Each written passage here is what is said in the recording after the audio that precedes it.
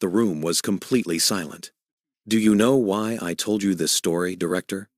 Patel didn't respond. "Because there was a note in that file. From higher authorities. Handwritten. Just 2 words. Not confidential." Booker leaned over the table. "And this morning, I saw a document from the FBI Internal Correspondence Archive that was confirmed to belong to you. There are 2 words on it, Director. Just 2 words. Not a priority. First, second. Second, second. Third, second." Patel didn't move, but his hands searched for each other on the table. "Now, pay attention, because what follows shows how everything changed in 73 seconds. First second. Booker pulled a document from the folder, an official FBI file. It had red confidentiality stripes on it. 10th second. He held the document up to the camera. The seal was clearly visible. The date was legible. November 2024. 22nd second. Booker began reading. Epstein-related CI materials. Not a priority. Intervention should be kept to a minimum during the transition process. Coordination is ongoing. Signed. D. Cash Patel, FBI Director. Quote. 35th second. Patel's left hand went to the water glass. He didn't lift the glass. He just held it. 40th second.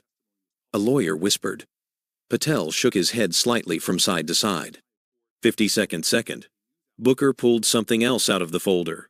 A smaller piece of paper. Yellow. Covered in handwriting. 61st second. This note. Same date. Same handwriting. Not a priority. Families can wait. Names must be protected. 73rd second. Patel looked at Booker, and for the first time, that bureaucratic mask completely fell away. Everything had changed. "Director," Booker said. His voice was still low, but what was inside him could no longer be hidden. "I'm going to ask you one question now, and I'm asking this question for that little girl in Newark. I'm asking it for the hundreds of families still waiting for answers. I'm asking it for the cases across the country where they say, 'Your federal file is closed,' but no one will say why." He paused. "Did you write, 'Families can wait'? Yes or no?" The room held its breath. Patel's mouth opened, closed, opened. "Senator, the status of this document..." "Yes or no, Director? This document reflects the operational priorities of that period and..." "Yes or no?" Silence. And in that silence, Booker said one thing. "Thank you, Director. That answer is also on the record." Because Booker's strategy was completely different from what we had seen up to that point. Ted Lieu had set systematic traps like a military prosecutor. Adam Schiff had created technical breakdowns with technical documents. Donovan had cornered him with handwriting. Booker did something completely different. He humanized it. He took the abstract files, the confidentiality clauses, the technical terms, the bureaucratic language, and brought it all down to one place. That 13-year-old girl. Patel could defend against the technicalities. He could use bureaucratic language against bureaucratic language. He could defend procedures with procedures. If you don't want to miss developments like this, like the video and keep following this channel, because what happens next will define Washington's last decade. That morning, no one knew what was going to happen. The Senate Judiciary Committee's chamber had hosted similar situations dozens of times before. Directors would come in and take the oath. Senators would ask questions and receive bureaucratic answers. The cameras would roll, and no one would leave the room satisfied. That's how the system worked. Everyone knew it. Everyone accepted it.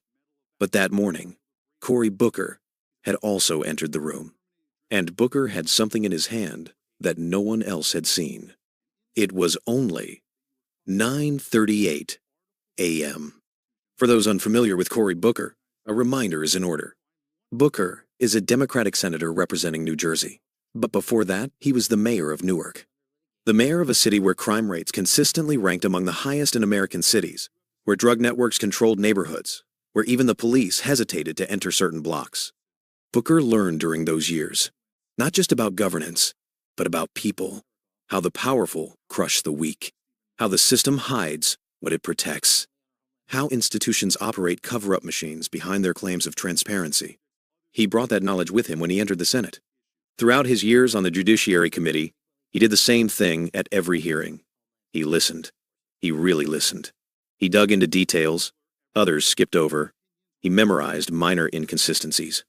And when the time came, he put all the pieces together. That morning, the time had come. The hearing began. Cash Patel looked relaxed, as usual. Leather briefcase, suit, legal team at his side. He was comfortable in the corporate confidence the FBI directorate had given him. Questions would come, answers were ready. The protocol was clear. The crisis management checklist was in his head.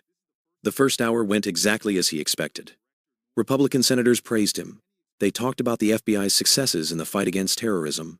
They expressed their appreciation for its border security practices. Patel responded to each compliment with modest acceptance and measured thanks. Democratic senators pressed him. They asked about the agents who had been fired. They asked about the deleted files. They asked about the concealed witness statements. Patel responded to each question with the same shielding words: ongoing investigation, privacy protocols, national security. The system was working. Until 11:16 a.m., the committee chairman gave the floor to Cory Booker. The room didn't change. No one seemed to expect anything special. Booker was known for his sharp questions, but Patel was ready for that. He had an answer for every sharp question. Booker began to speak, but he did the exact opposite of what was expected. He didn't ask. He told. "Director Patel," he said.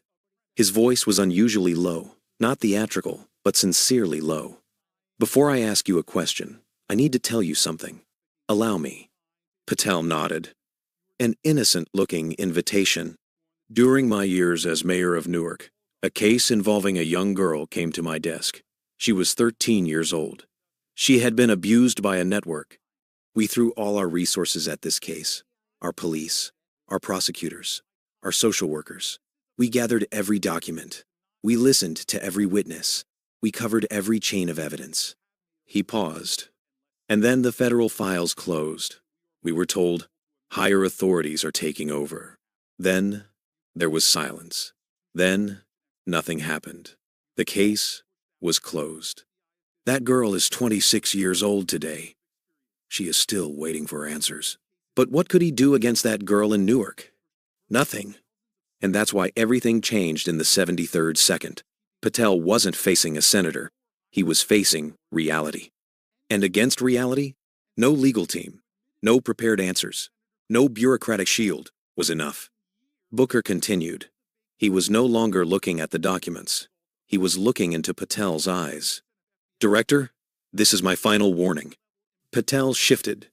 "Did you say warning?" "Yes, warning." Booker's voice hadn't hardened, but something inside him had. "Because these documents entered the congressional record today. Tomorrow, other documents will enter.